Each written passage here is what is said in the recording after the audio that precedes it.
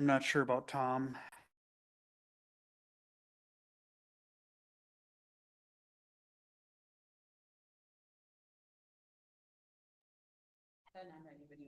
Okay. I'd like to call the Public Works Committee meeting to order for Wednesday, August 27th, 2025 at 5 p.m.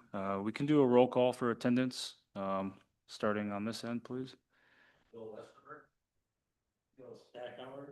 Jesse Zahn. Galen Strobers. Tom Blummer. Maggie Wentler. Outstanding. Okay, with that, we'll get right into the agenda. We're going to go straight into the engineering review for for a handful of projects that the city's planning for or is underway on. We'll start off first with the 2026 road bond, and Tom. So our main concern here is that we actually have it ready to go for 2026. So I've asked Bill to give us a timeline, and it's one of the items you see under here, for the project. So right now he's working on right-of-way determination and delivery of that to the city attorney. What we were looking for was the delivery of that back in May. And so as far as I know, that's still not complete. And the city attorney has approached me and said he needs it ASAP, or it's not gonna be a 2026 road project, because he won't be able to get right away purchased in time, or, determined. So I guess I'd like to hear from Bill and WSN as far as where they are with that right away determination. How much longer do they think they'll need? And how much time that would leave for the attorney to secure that right of way. I think we should start there. So if you wanna flip to, Is your mic on, please? if you wanna flip to, I think there was a summary of our schedule that we created. It was, no, that one. This just kind of summarizes all the streets that, are in the 2026 road improvements or the street improvement projects.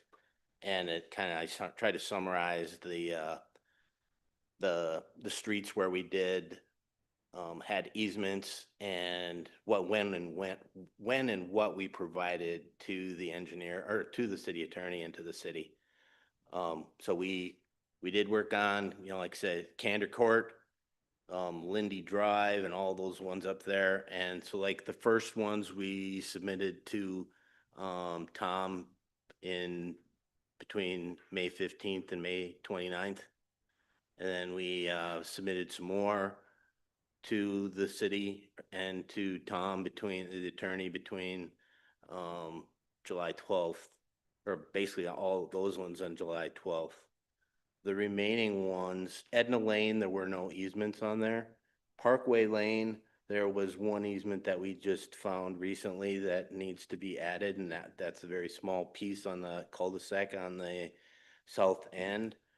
Wooddale Road has not been submitted. That one, the issue with that one is just one lady owns the whole thing, that whole area, and survey is in the process of figuring out the best way to make that easement work, and working with Tom Pearson on that one. Upper Roy Lake Road, so what we've been doing is so we took out off the trail, off of the roadway. We modified the grading, the profile, and the alignment to pull in the easements as much as possible so that we could minimize the easement acquisition that we have. We submitted that to survey, and they're in the process of figuring out the best way to acquire the easements. I mean, right now there's probably 30 or 40 of them that need to be acquired for that road. There are 30 or 40 easements for Upper Roy Lake. Yeah. We don't have a definite figure. Well, I didn't count them. I was just kind of, I can. So the survey crew is in the process of um, surveying, doing the property corner, analysis, figuring out the best way to acquire or to show that. What we had initially was if the roadway for like Upper Roy Lake Road did not have, or all of these roads have like a prescriptive right, out to a point, and it was 10 feet out from the edge of the road. Well, in some cases, because of the grading that was done on Upper Roy Lake Road, we're out past that. For like adding a ditch or adding curb and gutter or, some type of a drainage improvement. But I think in the time that we've taken, we've, greatly reduced the number of easements that we needed from basically the entire roadway to small different areas.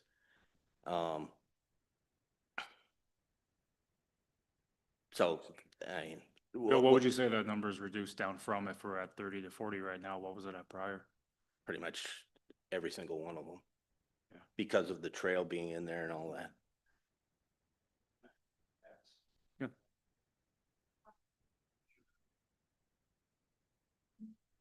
So Upper Roy Lake Road itself is the biggest one that really involves easements and acquisition and change in from existing to what's being proposed.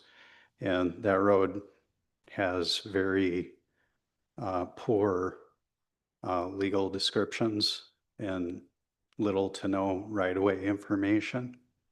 And so we're having to basically go through all of that property by property to really see what's out there, in some cases, field verify. So we can try to reduce this from something that would have been an astronomical right-of-way acquisition cost to limit the number of easements to the range that Bill's looking at and providing to you at an extremely reduced cost. Now we're at the stage of, is it more efficient for us to just do a right-of-way plat for that road? That's one way of going about acquiring right-of-way, or writing an individual sketch and description for each property that's impacted. All right. So that particular road is a case upon itself. It's going to take a little more work for us to get that to Tom Pearson. But as far as us not meeting a May deadline, if you recall, back in May, when we met on this, and Jenny Max had put together a schedule, we had discussed getting the easements done and over to the attorney as they were completed.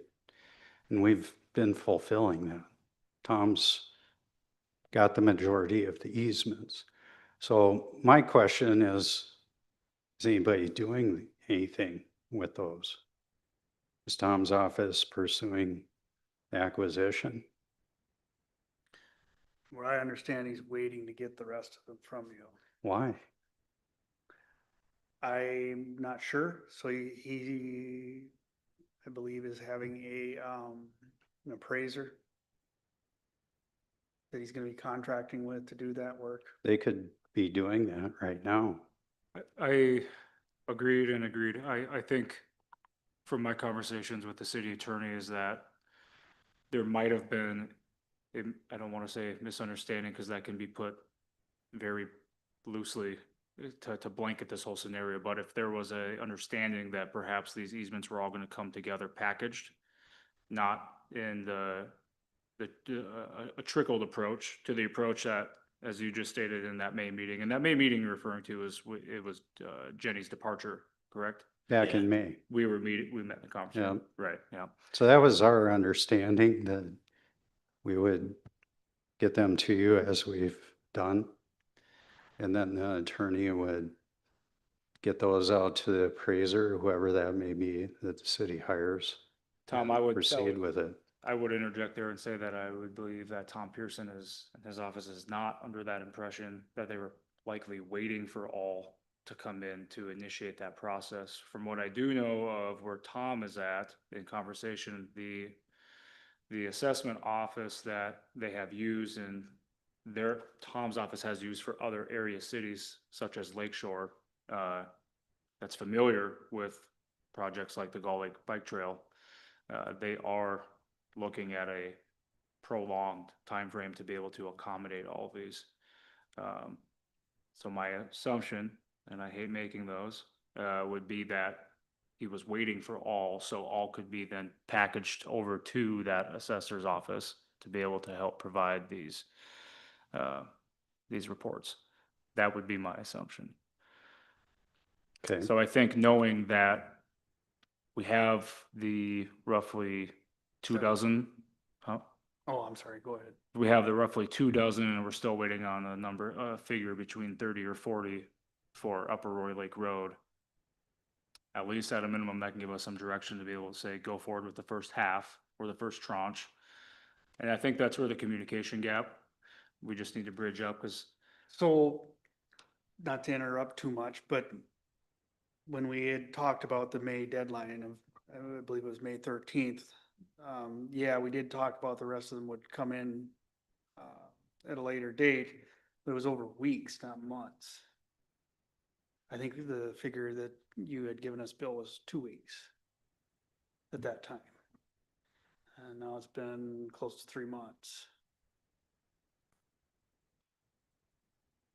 So that's putting us in a bind, I think. And I think there's some real concern that we're not gonna have a 26 road bond based on getting easements. Now, I'm not trying to throw something on you here, but I think, you know, we've been kind of asking for this 2 each month too, so you know, I know you're trying to pare this down, but so right today, could you tell me how much longer you're gonna need for Upper Roy? Yeah. Talked to Chad and he said it'd probably take another month probably to, get Upper Roy Lake Road done. so that puts us into the October timeframe. Yeah, and I don't know what that does to Tom's scheduling, you know, or in particular, his appraiser. And then additionally, we have to be cognizant of the bonding side as well. Because I think I'm looking at the one person alongside with yourself that would be trying to do that packaged work with PFM, unless we went on an outsourced basis to Sourcewell, which is never really anybody's favorite path, but it is a one-stop shop. How confident are you in that 4-week window? Uh, we'll have to get it done one way or the other Yeah, I within mean- that timeframe. If he needs 6 months to acquire right of way, which, you know, I've seen right of way acquired in much less time. There's legal methods to do that. It's just, what's the preference here? I think that's the issue. I think we all know the preference. It's to try to be as cooperating as possible. I mean, the Gull Lake Trail itself, we had quite a few that got a little drawn out on minuscule negotiations that we were able to find a solution, but just knowing where we're at in the calendar year as of right now, it seems as if this is pushing, it seems as if it's pushing out. Would it make sense to push off the rest of those that are not done into the next year? I mean, you can always do that. The condition of the roads is such that, you know, these were originally 2025 road Right. projects. And the reason they became 2026 is right-of-way acquisition. So that's why we started down this path of determining what the right-of-way acquisition is gonna be. We thought that pushing it into 26 would have allowed enough time for engineering and legal to provide the right-of-way. If we had to push that back again, there's a lot of folks in Upper Roy that want to see the road redone next summer. So I mean, obviously, if we can't deliver it, we can't deliver it, but somebody's gonna have to put together a pretty good explanation as to why. From our standpoint, we can have plans for these projects done and ready to bid, based on the schedule that was provided back in May. So it's really just the easement acquisition time period. And I guess that's the thing that's, I guess, got me a little questioning, why it would take more than 6 months. We can set the start date on a construction project anytime the city wants. We can make it 1st of June, 1st of July, whatever you need from that standpoint. So you just, the city attorney just needs to tell us. Yeah, right now we have in the schedule, we have the start date for construction of May 4th, 2026. When with all the bidding, contracts, bonding, stuff like that occurring basically from about January through March. And then or basically January through April. With a little bit of time for the pre-con and contractor doing his thing, getting all of his information ready for us to review and approve. So my next following question would be, you see I've got a line item here for jumping around a little bit for cost estimate, but one thing I've needed to add to this too was open house, public information meetings. If you go back one or two slides here, or one or two of I think it was the one just before this maybe. So this is the schedule that we created, and if you go down a little bit, keep going. So this is where, right here is like, yeah, go up a little bit. Right there. I mean, our plan is to have 90% plans done for review. Discuss with the city in November and have another review with the residents in November. I mean, if you go at the Public Works Committee meeting, it would be the Monday or the Wednesday right before Thanksgiving, which is the same as it was in 2024 or 5. That's still doable? Yeah. I mean, I think as far as we're far on the plans. I mean, the design is basically done. All we have to do is put together some plan sheets for the removals, stuff that we already know, erosion control, maybe some of the typical sections again, which we know. We just have to put them on the plan sheet because we've been using those for the cross sections, and and then do the quantities and the specs. Okay. And So then I think it's something, I think meeting the deadline that we have here is very doable. And so the next time you're gonna be able to do a cost estimate, if I'm reading that correct, is January? Well, no, I think we could do a cost estimate before, as for the 90%, or we could even do one anytime in the near future. It's just, depending on how accurate you want the cost estimate, the further we get, the better that is. If we do now, we're gonna have to make some assumptions. I think what I'm looking for is we're working on the budget right now, and so we're engaging PFM, our financial advisor. And they're trying to give us an idea of what to expect for bonding costs. Okay. So- I can move, I think we can calculate a fairly good cost estimate with what we have. We'll just have to, it won't be finished plans, it will just be based on what we have, and I think we can get it pretty close. Maggie, remind us all, when do we, as a council, vote to set the preliminary levy? It has to be by the end of September. September 30th, I have to submit my documents to the county. Yeah, I think that's what, a month? Yeah. And that's like a no budge timeline that we'll have to have, so.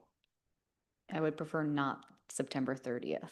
No, yeah, I mean, I don't think it'll take a few days to calculate the stuff and to come up with a number. Because PFM will need some time on their end to plug some numbers as well. How much time do you need before that deadline? I mean, we have a rough number right now based on how, like a method of calculation for the, for all of these roads, and I think I included it in here too, in that, up on the slides up there. So what I did was I just, like the spreadsheet allows for like like if you have so many feet of ditch, it will add a cost based on the lineal feet of ditch to the spreadsheet and to the cost. So I can modify that to come up with the cost for the ditches and stuff like that. I can add the actual number of curb and gutter that we're putting in. I can add the cost for the storm sewer that we're putting in. The hard one or actually we probably have it. It's the earthwork, but we can do that too. We have all the numbers for it. It's just a matter of, or we have all the drawings for it. We should be able to calculate that. Do the land acquisition numbers need to be in your report as well? There should be some kind of an estimate for right-of-way acquisition. How long is it gonna take to get those put together? I'm just wondering if this is even feasible to do by the end of September with all the different entities that have to have their numbers into you. And for you guys to do your work. Not an expert at land acquisition, Right. but I think there's a way to estimate that. I mean, I think off memory with the Gull Lake Trail, I mean, it was not fast. It was not fast. And even doing your best to swag numbers, it was still just, the negotiations were pretty bizarre, just from my experience. Does the city attorney take care of that then? Is that their office or who's taking care of the acquisitions? The cost It is the city attorney, yes. But he has to have a valuation to be able to go into negotiations with, which is the assessor's office. I'm just thinking for future meetings, if we have something like this come up, I think it might be worthwhile to have him here at the meeting when we're talking about this with the city engineer and everything, because then instead of having to go back and do this at another meeting, we'd be able to get all this out within an hour. I invited him, chose not to Okay. be here. I asked him if he had any kind of anything he would like to share with the committee, any questions or concerns, and he didn't have anything, so. May I make a suggestion? So in many other projects, looking at estimating what easements, right-of-way acquisition costs, you can take a look at, your most recent projects and similar project scope, similar community. Take a look at what the cost that was appraised per acre for temporary easements and permanent easements was, and develop that for this project. We should have a idea of the acreage of the area Yeah, that's required for this, and there's two different types of easements: temporary Mhm. for construction that sunsets, and then the permanent that's retained. And they'll have different values. And then we can put together an estimate based on that information. You can apply an inflationary factor to it. I know they're all gonna individually probably be different, depending on the situation, but if you look at it as a whole, it gives you a pretty good picture. as part of the submittal to the attorney, Tom, we provided him with the areas, square feet of the permanent and the temporary easements. We can just use that number to, once we come up with a rate. Yeah, I think that's happened before. That's why I was saying there must be a way to estimate it. Yeah, and that's usually the way it's done, so. I mean, you want to have a little bit of that anyway, right? I mean, if somebody does come with an oddball request for their easement, Yeah. you want to be you're at a planning level still with your budgetary numbers for what you're looking at by September 30. It's never going to be a perfect number. You're never going to get it screwed down that tight. But it needs to So, be, it needs to be erring on the high side. But the Yeah. high side is the number that's published, and the high side number is what's Yeah. advertised to the five of us that sit up here once a month. And you'll have an public. opportunity in December to reduce that. So you get 2 tries. But right now, we'd only be looking at half of the amount of easements that you would need. I mean, the acres that you've estimated so far are only for roughly half the parcels. It's for everything except Upper Roy Lake Road. Which is So about half, half of yeah. half the projects, Right. isn't it? But we've got that narrowed down to 30 or 40 areas, which we can estimate. Okay. So I don't see this as a, Okay. insurmountable thing. All right.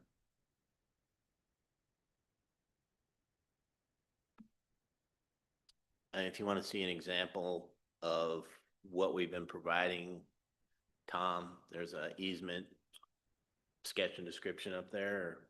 I'd actually like to stay on the cost estimate. Like, I believe, Tom, you said on Monday that the last figure you believe we had for the project was. Like 3.8 million.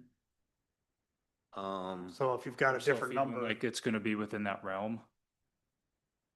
And I have another caveat off that too, with the situation with Anderson Brothers is where does that put us on contractors?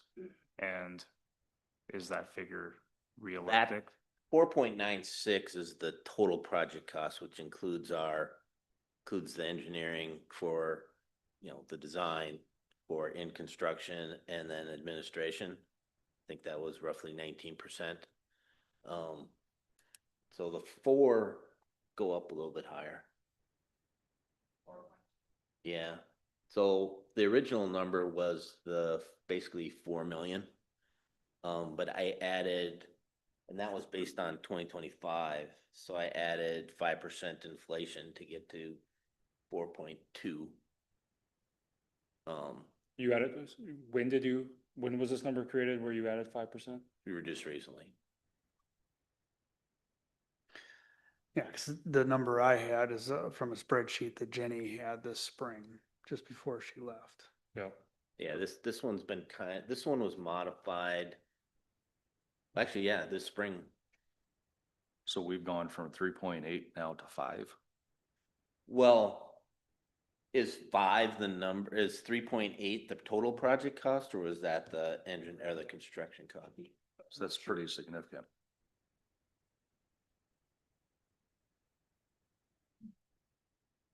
I jumped up here again because you started talking about paving companies, and that's another interesting conversation that it's going to have an impact potentially An on impact? pricing. Yes, yeah. I And believe it will so, do. forecasting what might really happen with that. The one thing is that you're not using state aid money on these street improvements. So, when that's a choice then to the city whether or not to exclude a contractor because they're on a list by the state or federal state aid. You wouldn't have to, but that's at your discretion as a city council. How about a recommendation from our engineer? Yeah.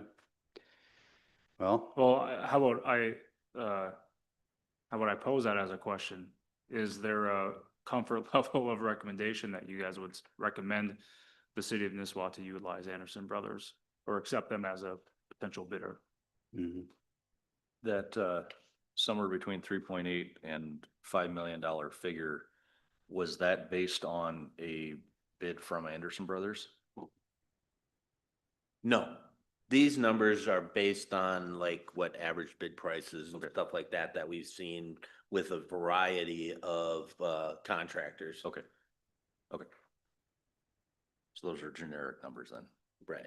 Okay. But please shore up the explanation of the 4.969. What does that figure fully represent? What does that differ from the 4.2? versus the 3.8. Go. I guess zoom out a little bit, I guess, and then just go up a little bit higher, right? There's And a then 3.8. the last column is are the totals. So like all those lines across there are the different items that we quantified and then we added cost to. Maggie, can you go all the way to the left of the sheet? Thank you. So then just go up to the top. So the bottom right number for the 4.969 is the total including overhead and fees. Everything, Yeah. yeah. Can we get that printed out? Sure. But that's our number. Which one is our number? Pardon? Dave, that number, the 4.969 estimated total cost, that is our number that we're bonding. That would be the target number for bonding.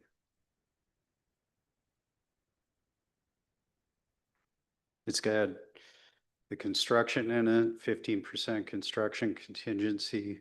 It's got all the soft costs. The one thing you might think about adding to that would be the easement right-of-way acquisition. So Number. that number does not include any of the acquisition No. costs. Okay. Holy smokes. Yeah.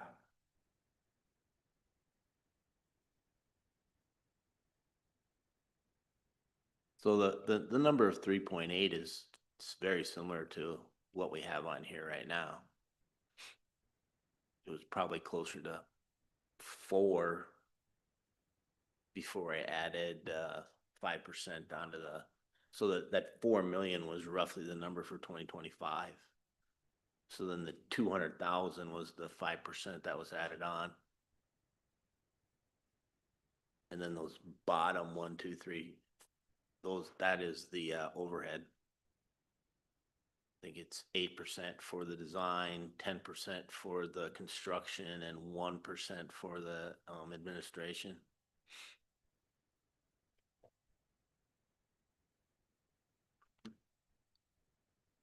And if you add the 761,000 to the 4.2 million, that's how I came up with the 4.97 million roughly.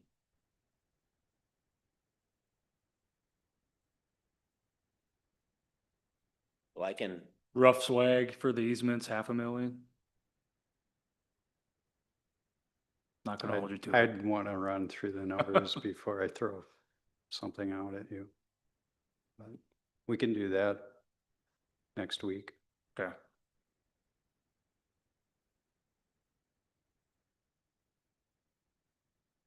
I just asked you to work as close as you can with Tom over the next week to 2 weeks before we get too far down the line into September, because there's gonna have to be a decision made as to what's being done.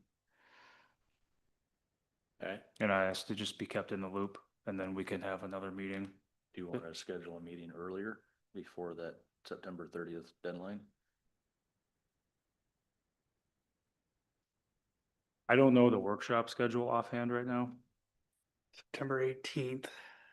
but that's Strategic before the plan. regular council meeting. And Oh, that's the strategic planning meeting, okay, PFM will be at that one. okay. So Yeah. So is it a fair ask to be able to have stacked hands on figures to the best of our ability, be able to loop, to be able to get in touch with city attorney to understand at least a timeline basis of what we have, what he has available to him right now?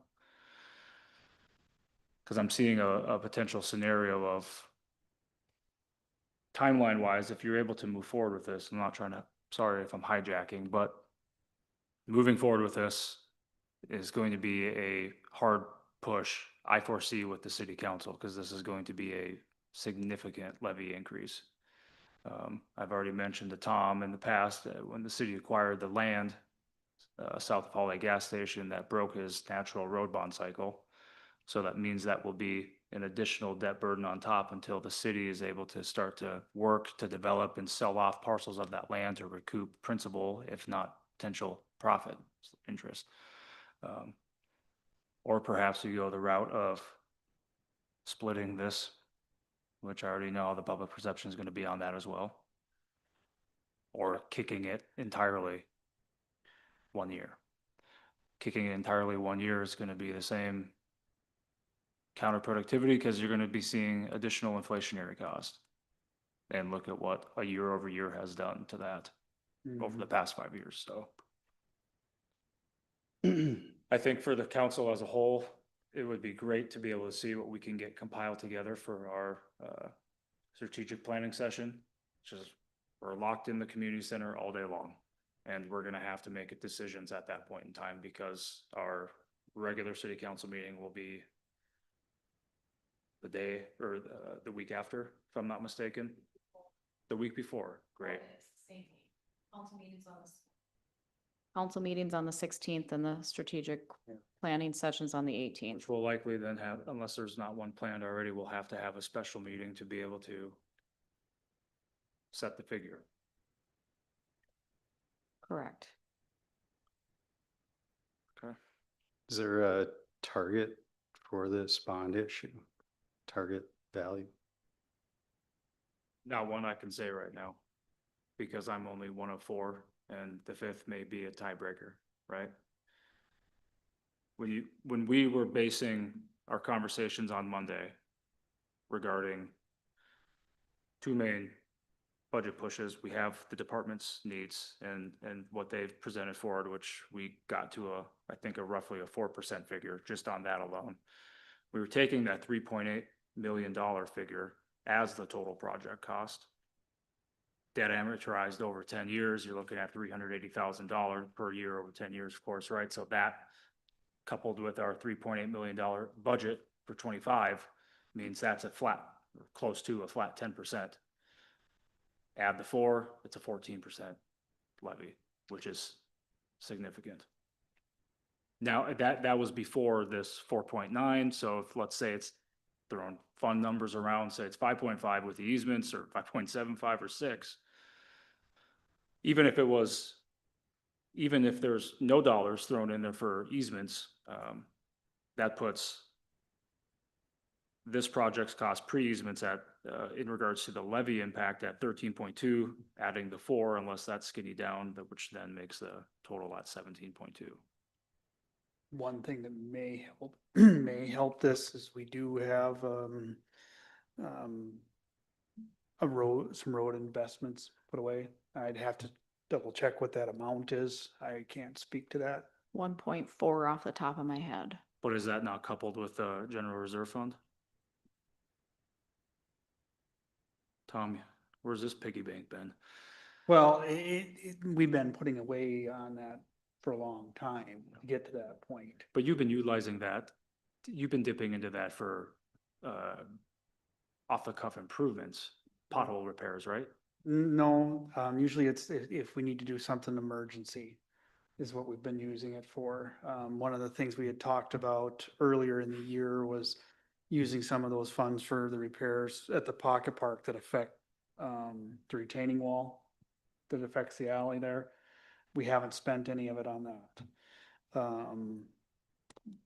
It could have been used for a project such as South Clark Lake Road is gonna come up. We're gonna be needing to share the cost in that with Lake Edward Township. I think I mentioned that the other day. You did, but I don't recall the shared costs. Yeah, we haven't estimated that at all yet. So it's not gonna be a very big project, but that would typically be one that where we might use that, cause then we don't have to bond. And it's small enough, we could fit it inside that, I believe. Even still with the $1.4 million piggy bank on the side, when you were doing your estimates, you were looking at 3.8, and now with land acquisition costs, we're over 5 easily. You're gonna wipe out that entire 1.4 without even blinking an eye. If you were to go that route. Yeah. Right. I mean, just to get to the numbers that you already had talked about prior to this meeting, the ones that you were figuring on, would exhaust that fund completely. Just to keep those numbers the way they are. That you might get some additional information from John with PFM when we start talking about road bonds. I know him and Jenny have been working on different funding for that. I'm not saying there's a miracle in that, but there's probably some things there that I'm not aware of yet.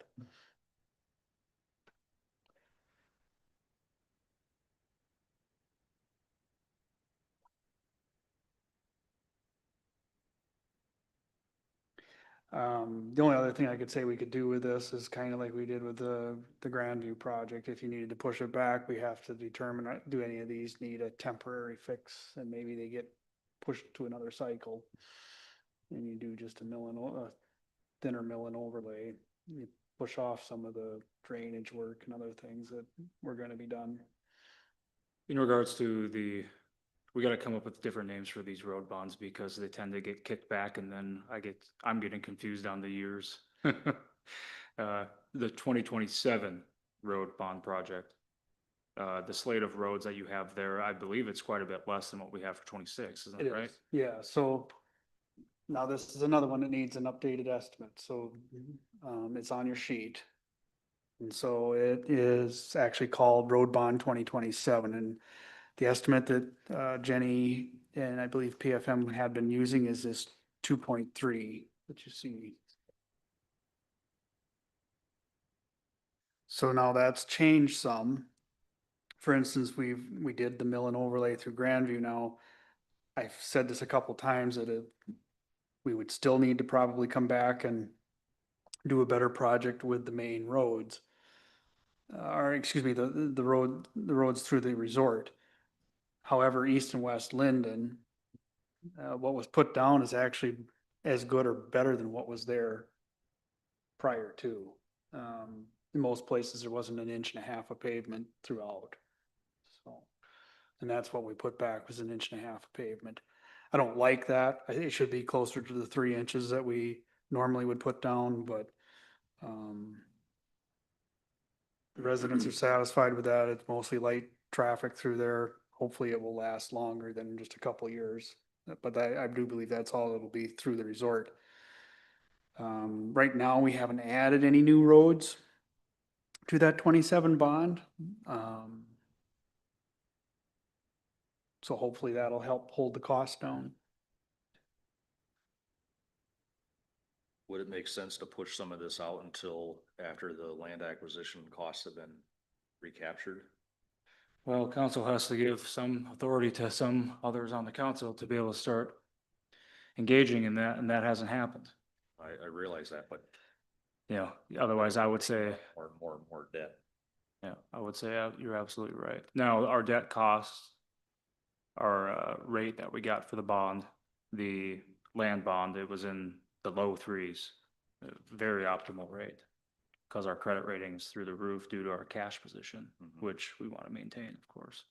But that bond rating comes, Maggie, correct me if I'm wrong, that bond rating only comes through the general reserve fund. I don't think it includes the cash position for a fund like Tom has for 1.4. I don't believe so, but Yeah. don't quote me on that. I won't.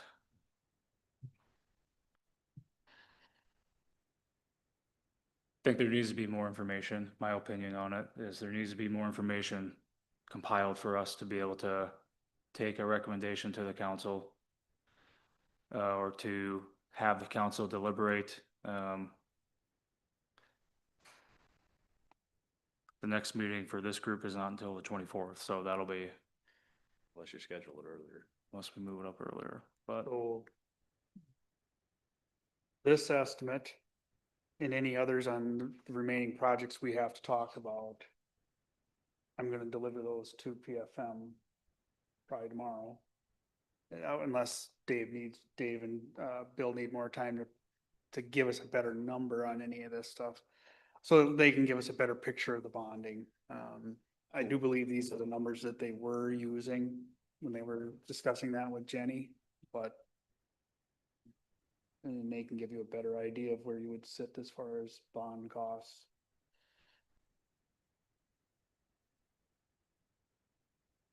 Where on this spreadsheet is the 2027? In the middle, And this is road bond Fourth row down. 2027. Oh, geez, blind as a bat. so I took 3.8 million, divided it by that number, to try to be reflective of what, because this cost on this spreadsheet that you have, or that Jenny created of Mhm. 2.3 million for the 27 road bond is probably also not accurate, because it's not reflecting the additional line items. Potentially. So it's 24% difference. If you take that number and add 24% to it, the total for 2027 could be 2.896. So really looking at it, and that's, again, that's before easements for both, right? Yeah.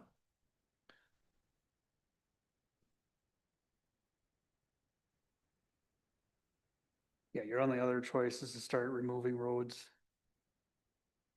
Pushing them, certain ones back. I don't know. I'm hoping that's a last resort. Yeah. That we do that. I mean, I drive down Upper Roy, or it's Lower Roy Lake, right? Upper No, Roy Lake. Upper Roy. Yeah. I mean, I drive. Well, wait a second. Upper Roy is north of here. Oh, okay, that one. I'm thinking of Lower Roy. Yeah, that one's bad. Upper Roy is where Fritz's Resort. Yeah, right. and Up that way. You think you could punt the residents for one more year? You know, a lot depends on what kind of winter you get. You know, like 27 road bond is City Hall Street. Man, you look at this thing in the spring of the year and it's terrible. Right. And we're barely hanging it together now, and it's gonna have to go that one more year to make 2027. Maggie, could you pull up that road sheet that, it was the first slide we looked at Yeah.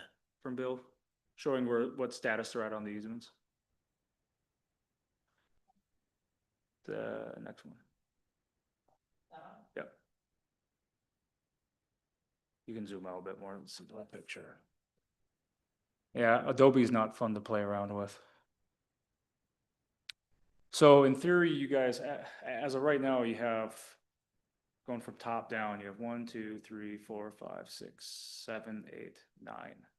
You have 9 out of the 12 total roads teed up for Tom, ready to go, in order for you all to be able to get us what we need to get with PFM, to get bonds, construction going into next year. I mean, You could always push Upper Roy back. Obviously, you're gonna hear about it. for sure. Well, Edna Lane there were no easements for that one. So then it's basically Wooddale Road. Parkway Lane is just a small little piece, so that one probably could be done here very shortly. It's something we just added when we modified some stuff.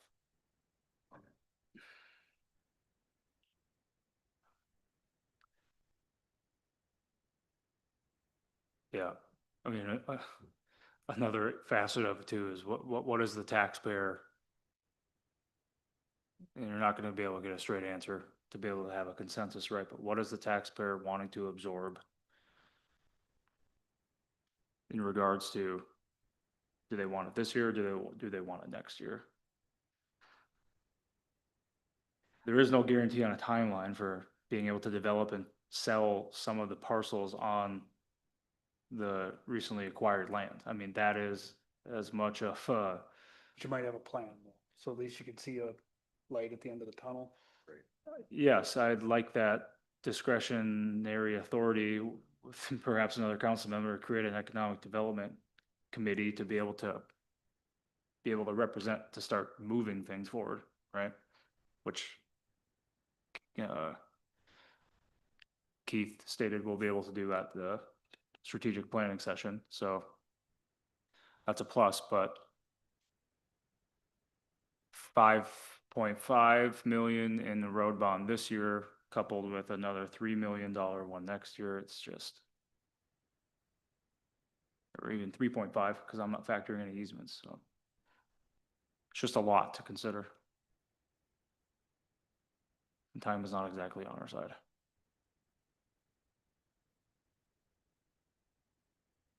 My only ask as a council member would be to work together as much as you can in the coming days to be able to see what we can get compiled with Tom Pearson being included in the conversation. And we can try to get as much information put together at hand for some options. And I still am gonna revert back to what I foresee the three scenarios being is moving forward with this, adjusting and doing partial 26 road bond, or it's gonna be punted as a whole. Mhm. And again, I put it last because I agree with you, Tom, it is the last resort.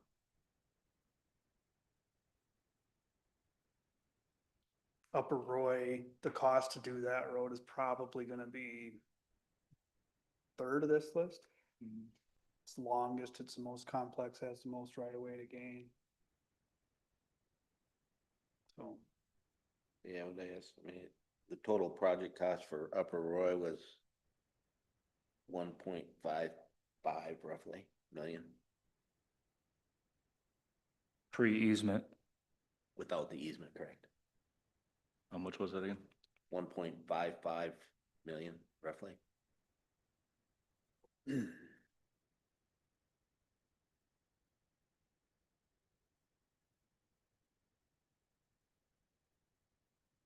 okay. Is there anything else for the 2026 road bond that we want to discuss as a group? I guess, the only thing I would like is, when we're done, we'll get printouts of all this, so I can probably share it with you. The timeline that you had up here a little bit ago. Other than that, I think that's the main issue with that was, are we gonna stay on schedule to get 2026 done? I'll, once we get past the, workshop on the 18th of September, I will probably start working with Bill to start looking at what the November meetings look like, where we engage the public, trying to nail that down, start sending out notices for that. Even if you're not done with the work, I want to be able to let them know that for a couple months that we're gonna have that meeting so that they don't. So if we can settle on what the roads are going to be on the 26 bond by then, that would help, cause if Upper Roy isn't included, then we're gonna have to, let all those folks know that they're gonna be a 27 project, I suppose, would be the most likely scenario. In regards to timeline, with this next committee's meeting being on the 24th, I already foresee us having to schedule a regular or a special city council meeting after that timeframe for the levy. I smell it coming, Maggie. I just do. I don't think we're gonna have enough confidence in determination of what the appropriate figure is gonna have to be to come up with that figure by the September meeting, which is being 2 days prior to the strategic planning session. There's gonna need to be a lot of conversation with a decent amount of information that we've just all outlaid that is there, but still needed to specifically in regards to the timelines. Yes, it would be nice if Tom was here, but So one more option that I've remembered, a little bit talking with PFM, and I don't know if this is still an option or even a good one. In years past, when we've been talking about other projects, I believe you can bond so that it's, weighted toward the end. So when you get to the end, there's either a balloon or so you could make those payments smaller to begin with while you're trying to figure out what you're doing with your property. And if you follow through with the property, you shouldn't have any trouble making that payment. I don't know what that payment will be, but that is an option we should probably discuss with PFM if that would make any sense, so that you could stay on your timeline. the benefit to that would be you might save some of the inflation year over year. And then also keep citizens happy that think they're getting their road redone in 2026.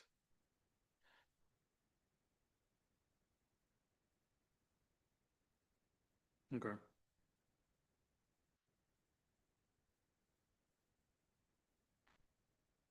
Hmm.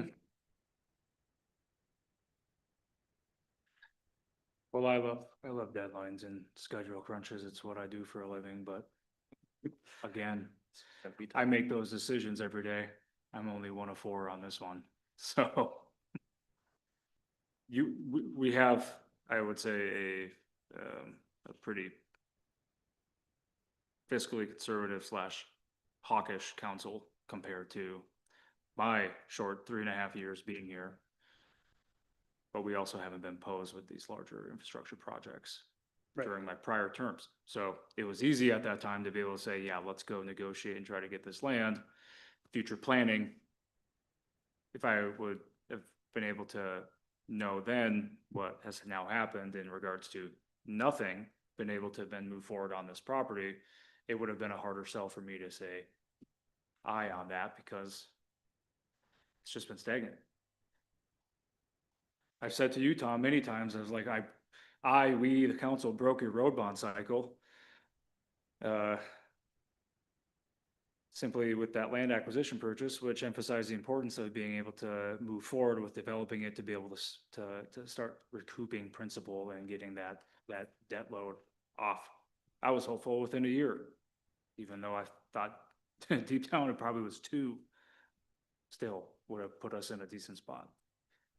The other thing that we aren't considering right now, you know, the last word I have from the council as a whole, we will not consider assessments. I don't know. I brought that up one time and was told never to bring it up again. So just so that everyone's aware, I'm not, for the record, we right now have no plan, none, to assess for these road projects. Yep. But with that, we're leaving one of our tools to pay for this off the table. That is correct. That would add to your project timeline. Right. I would agree, yes, and I would say if that came up to be, that would probably be more privy to the 27 project, not this one. Not unless it got punted altogether. Perhaps, but then at that point in time, you're still stacking then not one, but 2 road projects in a singular year, Mhm. which I guess is even a good question to ask both of you. Is that even feasible for WSN to simultaneously, if it was, I love scenarios, if it was to happen where the 26 and 27 road projects both are constructed in the 2027 season, is that feasible? Well, according Okay, to I our- guess, yeah, don't need an answer, but perhaps I guess something to ponder. according to the schedule that I was creating that's up there is that with thinking that we can finish the 2026 streets in November, December. And then Tom was talking about working on and getting the 2026, 2027 streets to 90% in like August of 2026, so that we can meet with the property owners for that project. That seems like a doable schedule for, but are you talking about moving that up even more? Combining the 2026 and 2027 and 2027. If we were to punt this all shifted over. To 2020 and do it in 2026 or 7? 7. My opinion is that I think, like I said, if we can probably finish the 2026 in 2025. I think we can finish the 2026 or 2027 in August or September of 2027 26. or 2026. Too many years. We gotta name these projects. Just name them after beers. The Bud Light Project, Line and Kugel. So Okay, Design wise and getting bid packages put together for each of these years, if you wanted to combine them in 2027, that doesn't affect us in our schedule. That's on schedule for us. sure. And one of the things that we have going for us is that we have the preliminary, 30-40% plans kind of working out for some of the more complex City Hall Street, Nisswa Avenue, Church Street that we're starting basically right now. We already surveyed it. Now the next step for us is we've created the topo. So now we're gonna come up with all the issues for those roadways and start coming up with some ideas. Yeah, we wanted to work through things like sidewalks and stuff on those streets, so. Exactly. And the idea behind having the 90% plans done by August is in particular going through Grandview, we're dealing with a lot of people who are here seasonally. And they'll want to give their opinion on what we're gonna do with the roads through there. So I would like to have us to the point where we're having the open house In August? in August as opposed to the November that we're gonna do for this upcoming road bond. So I'll refer to this road bond as the Upper Roy Road Bond, and then that one is the City Hall Church Street. bond. Denied. I like Line and Kugel and Miller Lite better. I do too. Then somebody said, well, I thought that was Line Cold. No, I was Miller Lite. Yep. Okay. You guys feel confident after that to be able to recalibrate together and to be able to get Tom Pearson into the conversation so we can have enough information at a minimum for perhaps the city council meeting, but also the strategic planning session? Well, what I'm Yeah. gonna do is I'll probably just send Tom an email unless you would like to We've been communicate sending direct. Tom emails, calling him. So, From this meeting, I guess what I'm taking from it is that if we continued as is, all the roads that are on here, including Upper Roy, we're out 4 weeks with the right of way that he needs.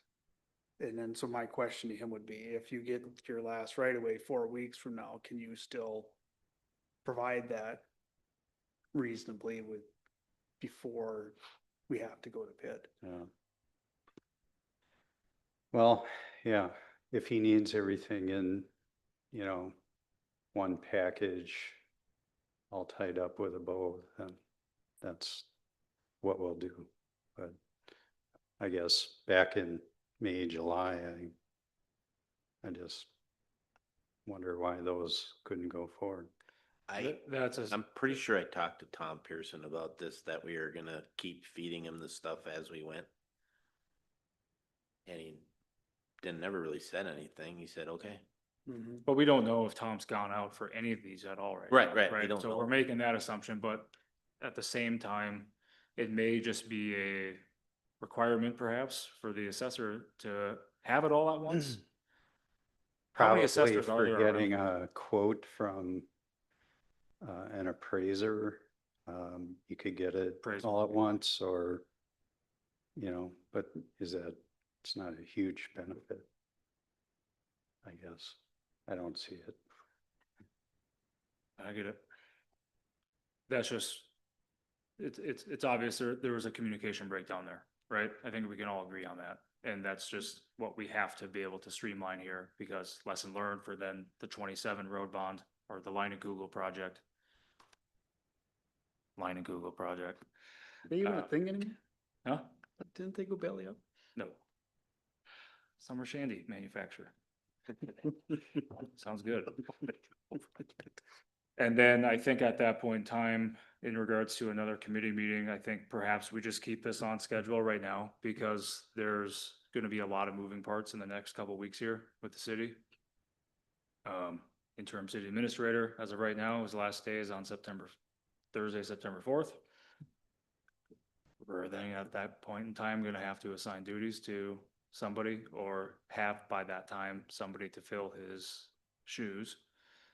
And if anybody reads papers and the Echo article, it's gonna be very hard. So all those duties of a city administrator, of a clerk, they can't all go on to Miss Maggie here. It's too much of, it's just not realistic. So we have to be very cognizant that, are we in now potentially an administrative crunch where we're not able to push this along? Because it's also the bonding question that's gonna have to, we have to be able to package this up properly, right? And I don't exactly know how, if this was to go forward as is, say we get Upper Roy Lake and this percentage figure is pre-easement. 17.2% levy increase is gonna be a tough sell. Real tough sell. I'm just giving you all a heads up that I foresee, at least, that there's going to have to be some sort of modifications and us settling somewhere. I just feel it in my gut. And I'm not saying I want that, but you guys have been around the block enough to see how this goes. So once we have the special meeting, or what's the meeting on the 18th? Strategic plan. The strategic planning meeting on the 18th. Likely we'll have a levy figure, maybe close to determine after that full day. Likely I see another special meeting before the end of the month where this meeting can still happen and a recommendation could then be made for consideration. Okey-doke. Okay. All right. With that, we'll go to agenda item number 2, lift station number 1 rebuild for 2026.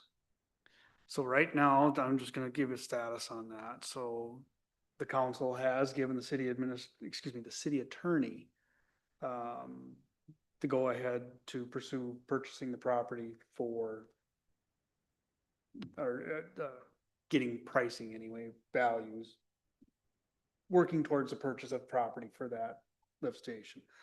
We had gotten a drawing from Widseth that he's working with.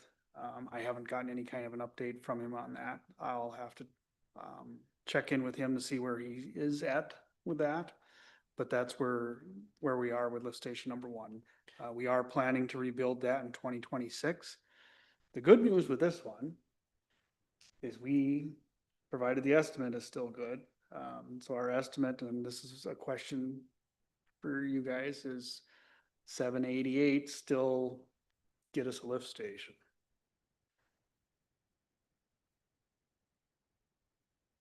I'll have to check, but As long as that's reasonably close, we won't be bonding for the lift station. We're gonna pay cash. Let's not bond. What's that? I said, let's not bond. I think that could be a special case scenario where you can consider the general reserve funds. Depending on the figure, of course, but Yeah. for consideration. So that, I think that project's sitting in good shape. I guess my only question there would be, Bill, is there anything you need from us to start working on the plans for that? Or do you need to give us a proposal maybe for that? yeah, I mean, it's the proposal for that was never really approved, year or two ago. So we can Need an relook update. at that and get that to you. And then, do you see any issue with completing that project in 2026? As long as they approve it going to start plans, specs on that? I mean, building it in 2026 or just What, ta- I'd like like to construction bid that about the same time we're gonna do the road bond Oh, okay. possibly, and then construct during 2026 if possible.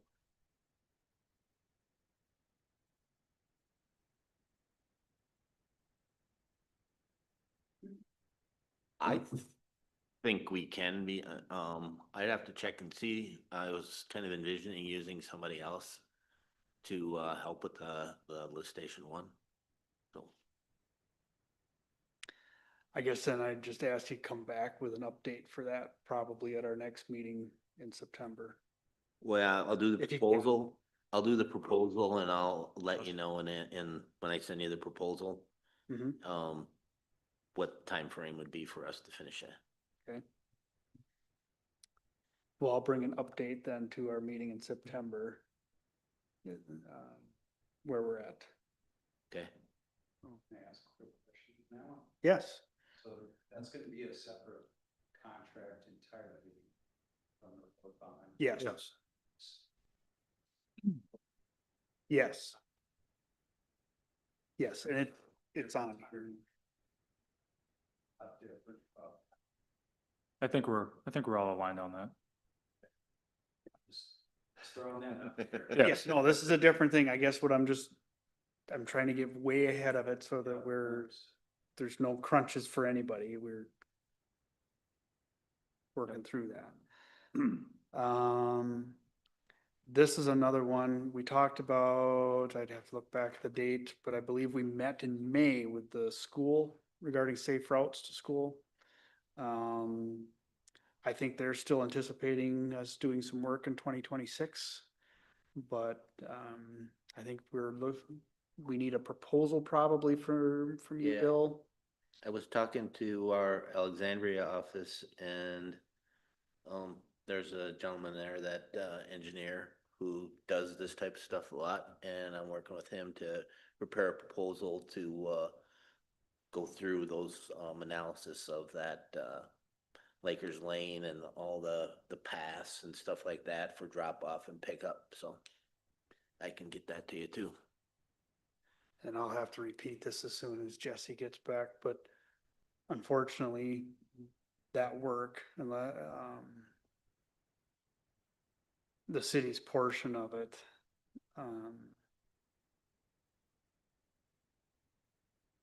unless it's bonded, which I don't think it would be bonded, would have to come out of that 1.4 that we were talking about earlier.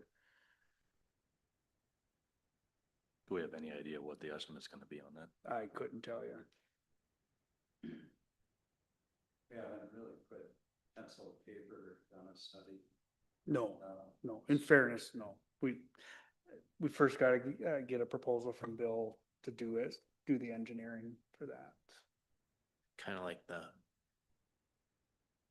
similar concept as what we're doing for City Hall Street and Church Street, kind of come up with, ideas, and then once they kind of pick what they want to do, then we, move forward with the design.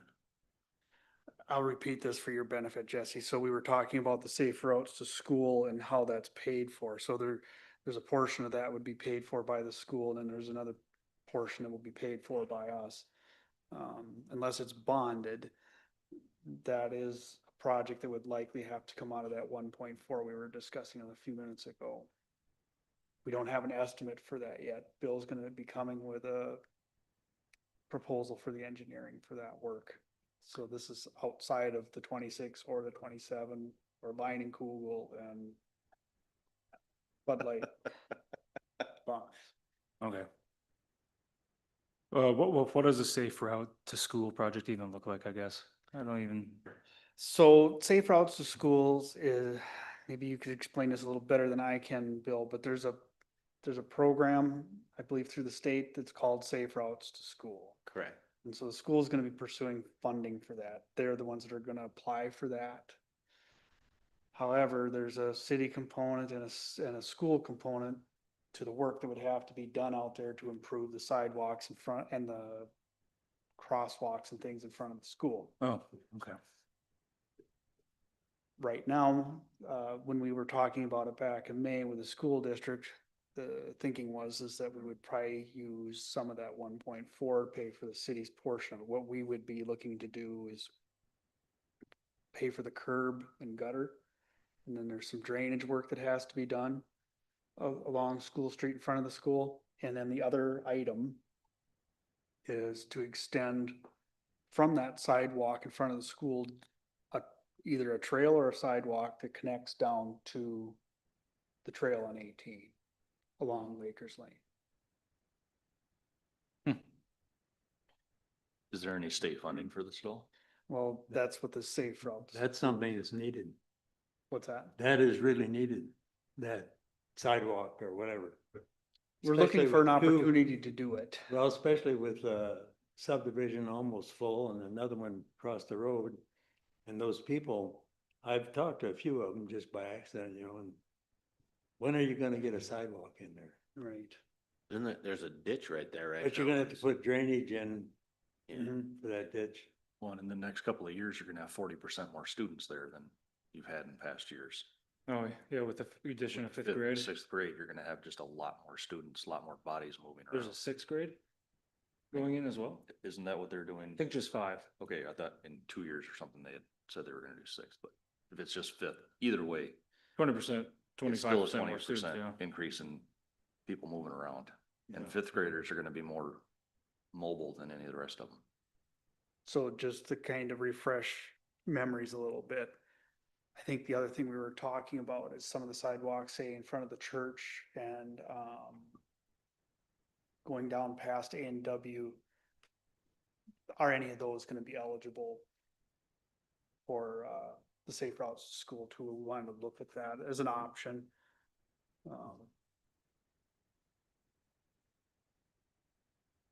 You know, try to get as much of that done with that project if we can, especially if there's money available. Yeah, exactly. Okay. Anything else on that item? That should be it for now. I think that's just in the infancy. Mostly, some of these things are on here so that you have a scope of how much engineering projects we actually have out there. All right. So, When I would mean, you when like to they be meet- doing that project? school wants to be doing it last year. Of course they do. So now they just did some temporary work to their sidewalk here about a month ago. And so they're working with us. They've had some staff turnover there too. We were looking at a project that would have probably been happening this summer if we could have, but obviously that's gone. So our next opportunity we're looking at is 26. If we need to go beyond that, we probably want to have another discussion with the school, give them an update on that and see if that is even is possible from their standpoint. Obviously, they're gonna be not anxious to do that, push it back, but I think if we could get, we probably both want the best project we can get out of it, so if it had to wait, Then I'm assuming, go through it and see why we would have to wait. I'm assuming that you want to do the construction during the summer when the kids aren't at school. Right. Does the grant funding period, is there a certain period to apply for that? I think there is, I'm not sure what that is. The applying for the grant was going to be something, when we talked about it, was something the school was going to do. Don't you have a seat up here? They were gonna be the sponsor. Come on up, Tom. Hi, Tom. We're halfway in. We're getting there. Well, I think we've talked about item number 4, 2027 road bond Need it. enough. Is there anything else on the 27 road bond we want to discuss? Mostly with that, I think we're looking at, I just want to mention, I think about 3 things. So one, I want to try to get an updated estimate, which we talked about. 2, I want to make sure that I've said it again, that we still need to go back into Grandview for the larger project. And so that will involve some meetings with them as to what the scope of that work is going to be. But for us, for the city, we want to address the drainage issues in there. We're going to have to increase the thickness of the pavement. In some cases, we may want, a roadway that's slightly wider. We need to look at some of the other options with that. The designations. I was gonna say the sewer force main, Hmm. and then, I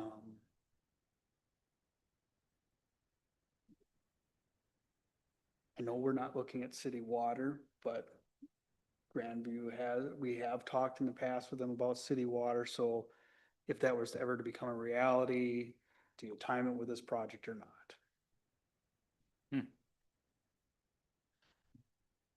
Well, all I'll say is the city now has the land to be able to propose such a notion. But I predict it'll be past my time on this council. That's unfortunate.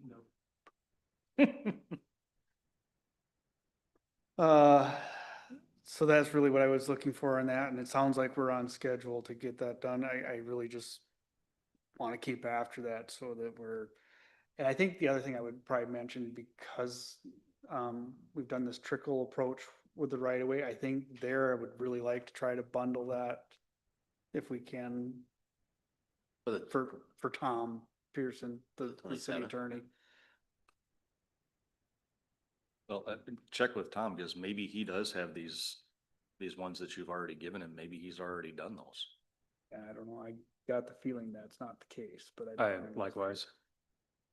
Okay. Likewise. I get that same feeling.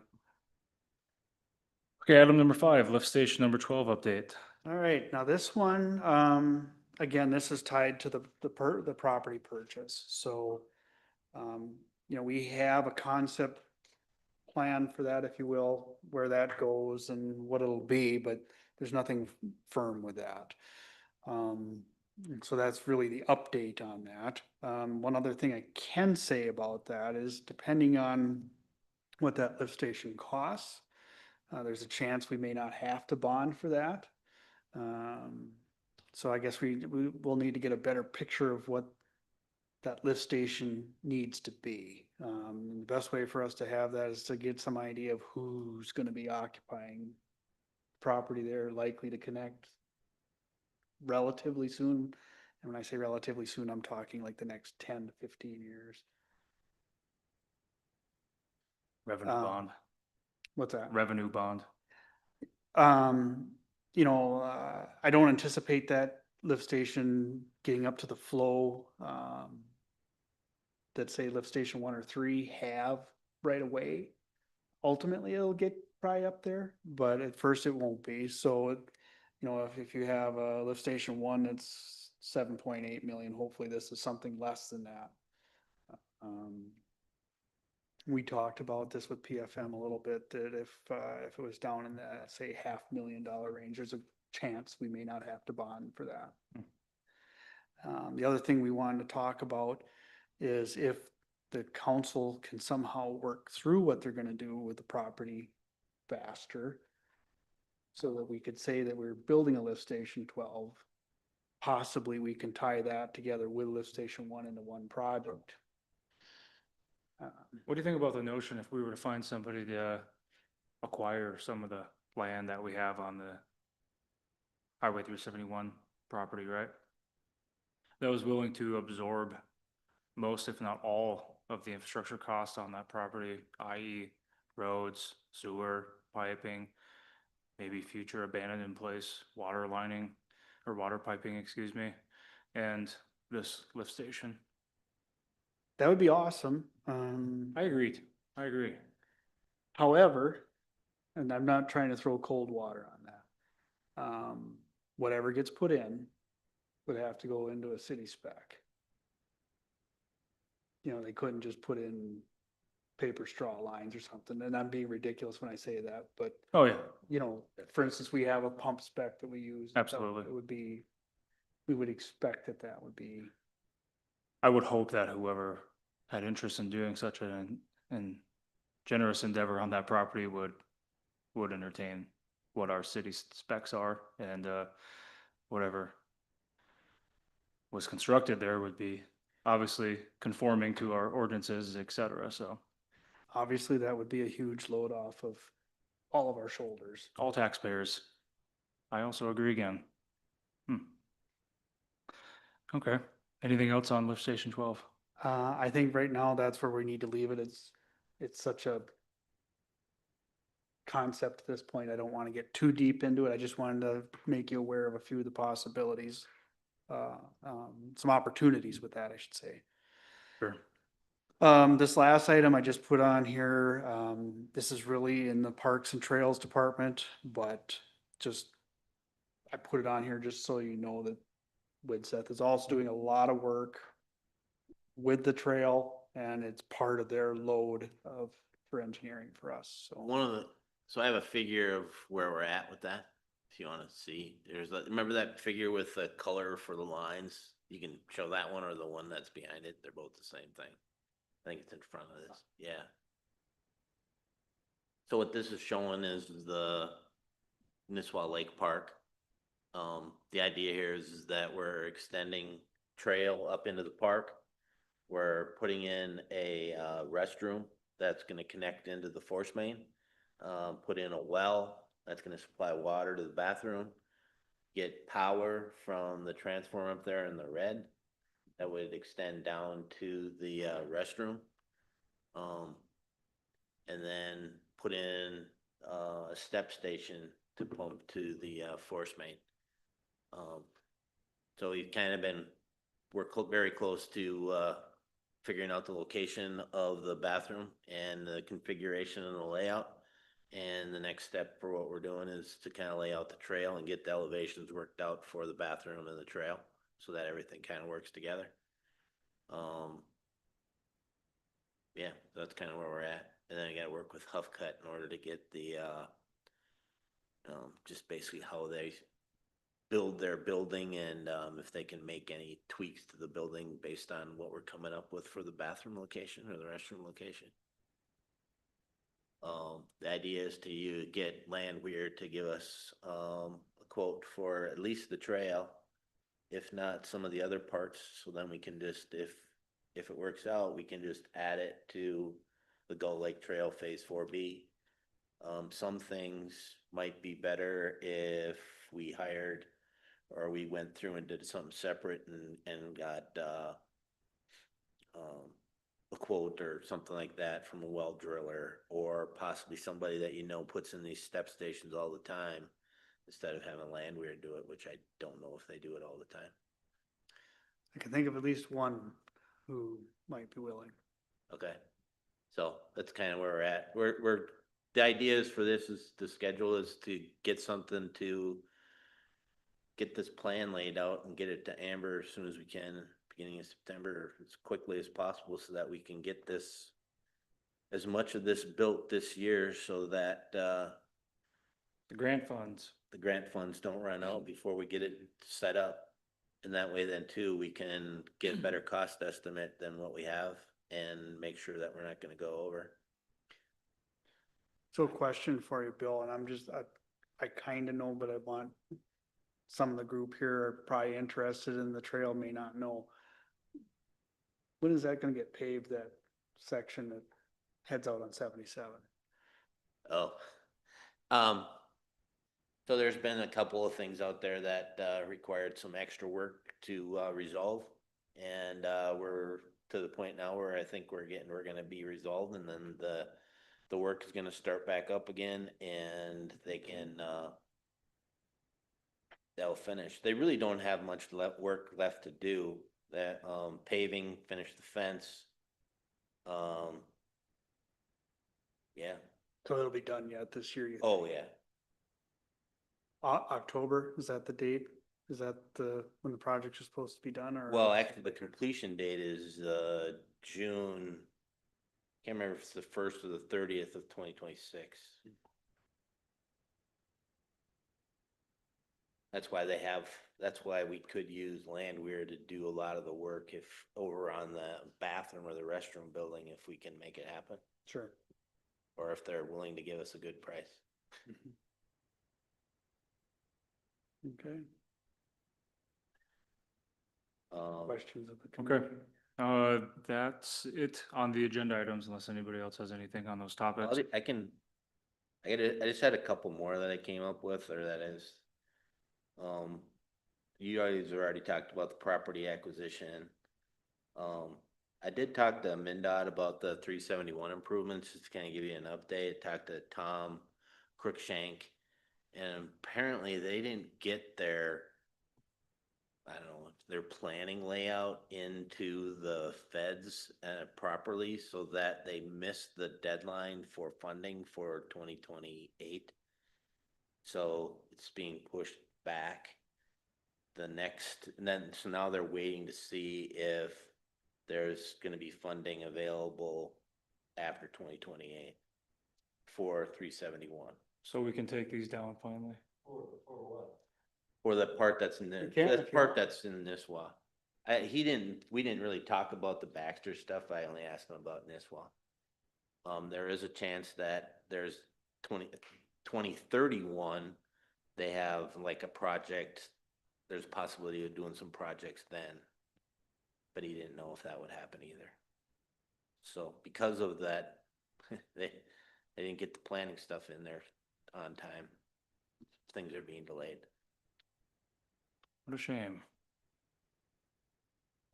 Then some other things is, well, it's related to 371 improvements, but like Hazelwood Drive, Smiley Road, and then some of the other backage roads, things that are come up that are kind of related to the 371 improvements that potentially could be something that the city might have to work on or do.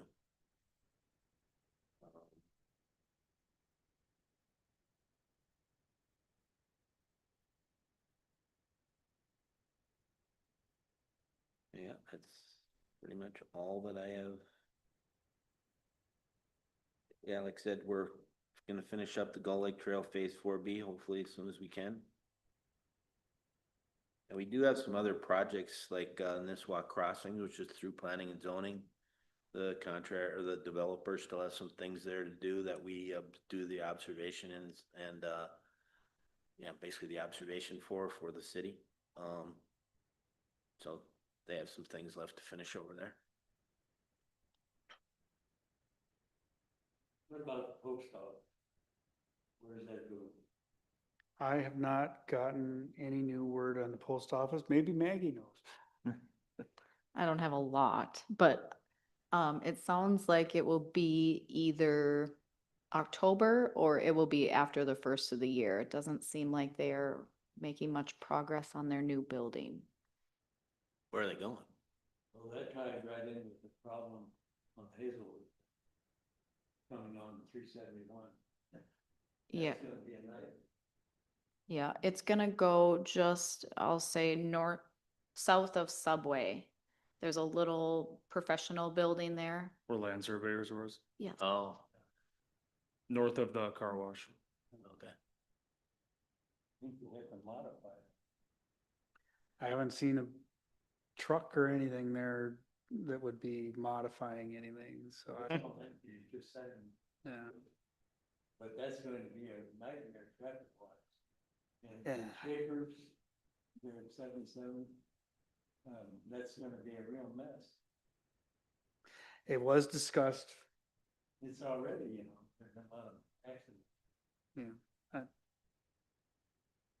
they're aware, we've made it, we've talked about Somebody's it. talking about those, you know, doing something to the highway in this one. He did say that if accidents or safety become a concern, then it would get shoved way up in the priority list. Oops.